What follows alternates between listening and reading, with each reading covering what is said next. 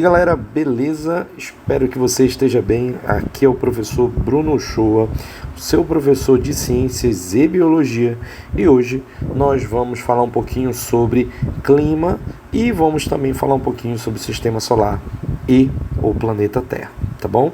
Então, se você estiver aí precisando estudar um pouco desses assuntos, é uma boa aula de revisão para você poder aí tirar aquilo que você precisa para fazer suas provas, para fazer os seus trabalhos, e aí, se eu puder ajudar, e a gente vai estar aqui. Se você tiver alguma dúvida, coloque aí nos seus comentários, não esqueça de curtir e passar a palavra, compartilhar esta nossa aulinha de revisão aqui hoje, tá?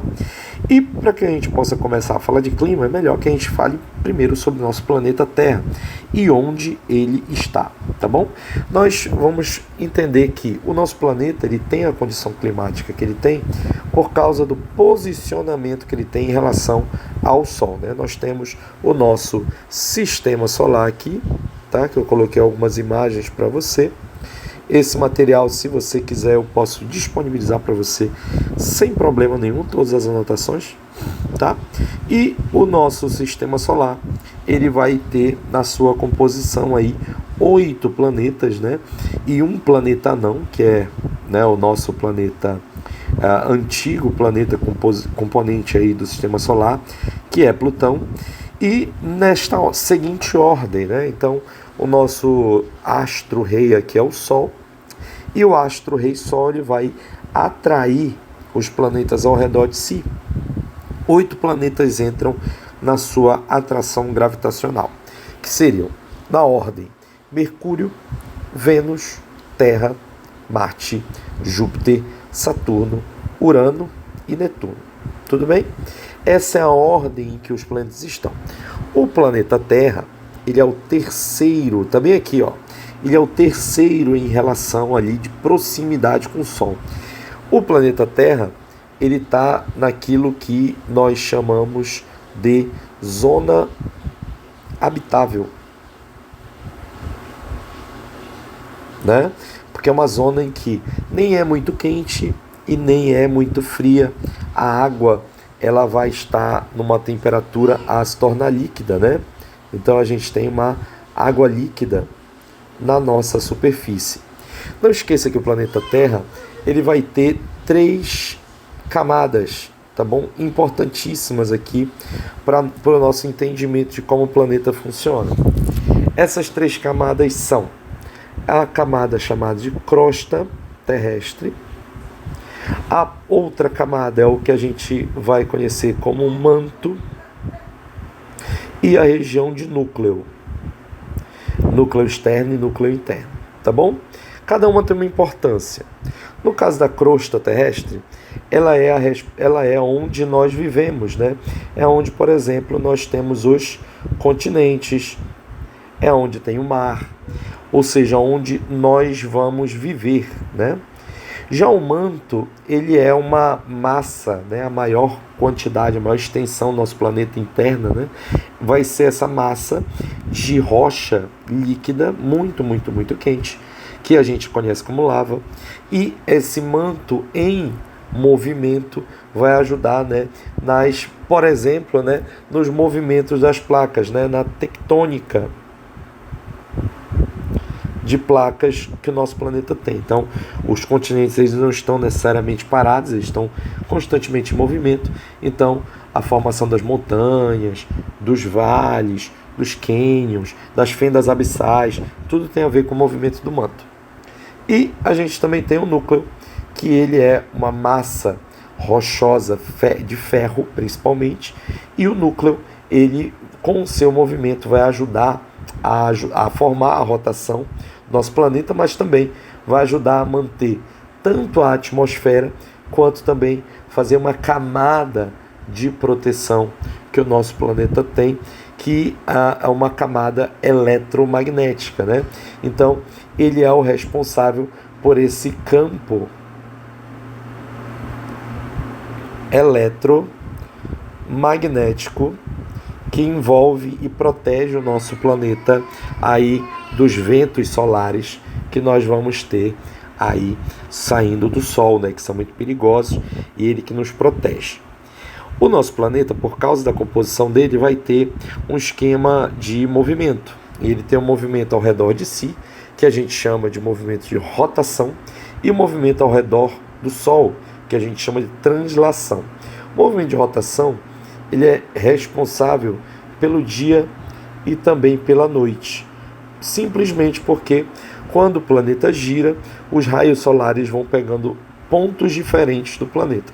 Por isso que tem um período, né, em um período do dia, né, um período que a gente vai considerar do dia, uma parte do planeta vai estar iluminada, portanto ele vai estar de dia, e outra parte não estará iluminada, vai ser conhecido como noite, tá? Lembra que nós temos um eixo inclinado do nosso planeta. Então tem áreas, como por exemplo a região dos polos, que são áreas que vão ficar com um tempo de iluminação muito maior. Então a gente vai ter aí, né, períodos, né, de até 6 meses aí de iluminação nesses locais, como é o caso dos polos, né? 6 meses dias e 6 meses noite.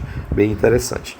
E além de fazer esse processo de rotação, o nosso planeta também faz a translação.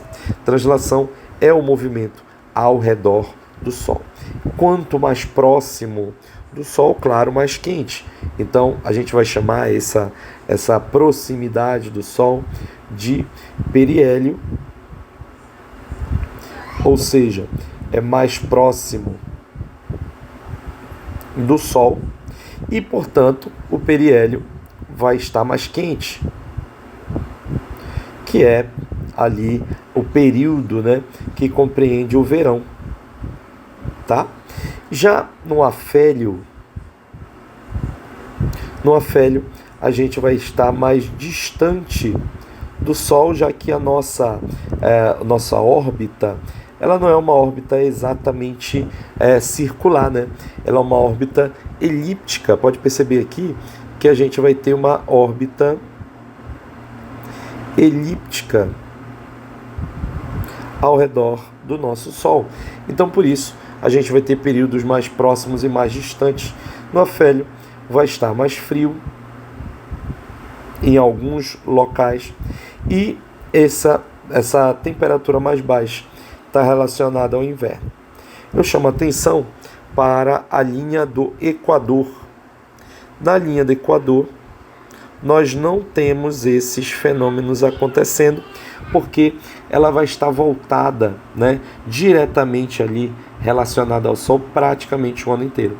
Então, nós não teremos estações definidas, que é o caso, por exemplo, de inverno, verão, primavera, é meio que tudo verão, entendeu? Então a gente vai ter essa condição aí do Equador, que é onde, por exemplo, eu resido, né, que é muito próximo da linha do Equador ali, em que nós vamos ter uma latitude próxima a zero. Então você tem ali um local onde basicamente não há nenhum tipo de estação do ano. Esse aumento e diminuição da temperatura pode ser aferida, pode ser verificada com alguns instrumentos. Então nós temos alguns instrumentos que ajudam a entender o nosso clima, né? O clima, só para você lembrar, o clima é um conjunto que a gente dá de condições ambientais. Então, as condições ambientais que nós temos são chamadas de clima. E aí, nesse nosso clima, nós vamos ter essas condições ambientais, elas vão estar associadas ali justamente a essa capacidade que a gente tem de entender o clima e tentar prever, que é o que a gente chama de meteorologia.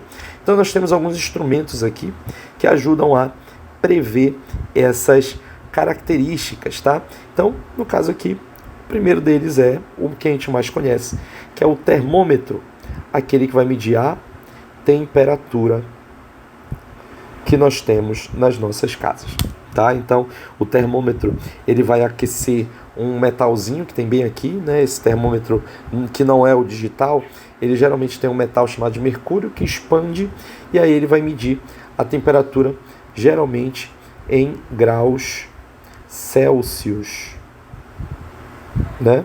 E aí a gente vai ter aí em graus Celsius de 0 a 100 a temperatura ali sendo medida, tá? Nós temos também um pluviômetro. Pluviômetro é muito legal, dá até para fazer um pluviômetro em casa. Ele vai medir o índice de chuvas. Quanto de chuva caiu num determinado lugar em um determinado período de tempo, tá? Então, a gente tem o índice de chuvas medido pelo pluviômetro.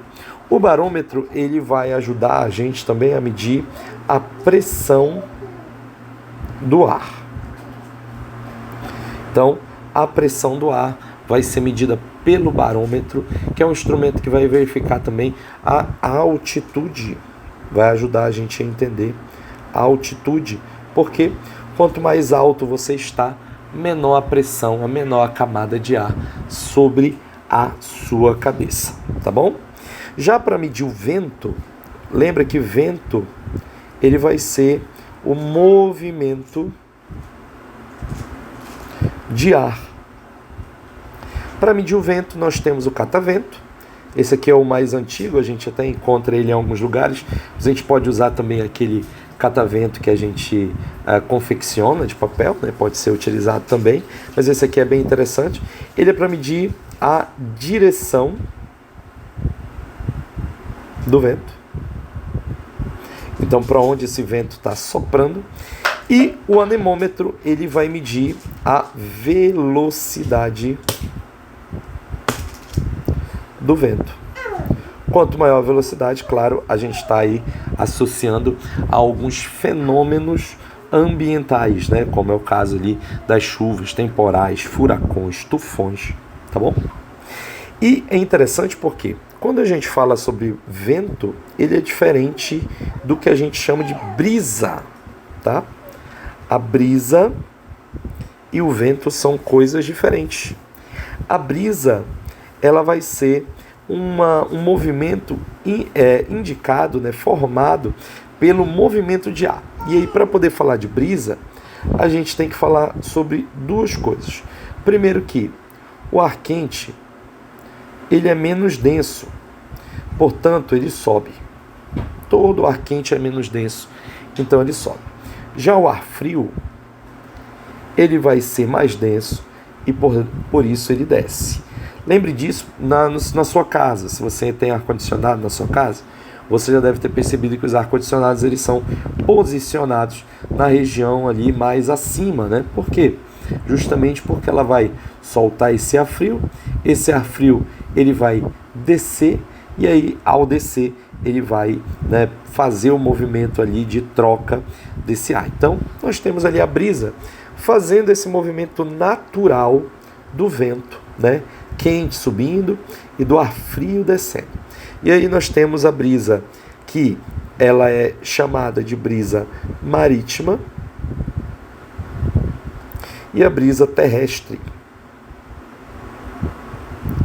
A brisa marítima, ela é uma brisa em que, se eu tiver um bonequinho aqui, ó, se eu tiver um Joãozinho na beira do rio, esse Joãozinho do mar, esse Joãozinho vai sentir o vento vindo do oceano. Por quê? Porque na hora que o sol vem, ele esquenta a terra mais rápido do que ele esquenta o oceano. A terra vai soltar ar quente e, portanto, o oceano, como não vai esquentar tão rápido, porque a água demora para esquentar, eu vou ter um ar frio aqui perto do oceano. Ar quente com ar frio dá movimento de ar da brisa. Então, esse ar quente toma o espaço do ar frio e esse ar frio ele caminha para onde estava o ar quente, gerando essa brisa úmida no rosto da pessoa. Agora imagine o mesmo Joãozinho, que ele gosta de ir à praia, esse Joãozinho, hein? Ele vai à praia à noite. E para ir à praia à noite, o contrário vai acontecer. A terra esfria mais rápido do que o oceano. O oceano pegou e esquentou durante todo o dia. E agora ele vai liberar ar quente. Já a terra não está esquentando tão rápido, então ela vai liberar esse ar frio. Nesse caso, a gente vai ter um movimento contrário. A gente vai ter uma brisa terrestre, ou seja, uma brisa que passa nas costas do Joãozinho e vai em direção ao oceano. Tá bom? Então, essa aqui foi a nossa revisão. Nós falamos um pouquinho sobre o planeta Terra, falamos um pouquinho sobre climatologia, né, o estudo do clima, estudo do tempo. Eu espero ter sido aí bem instrutivo para você. Um grande abraço, deixa o like, comentários, se você tiver alguma dúvida, material também, se você quiser, posso disponibilizar. Um grande abraço e até mais.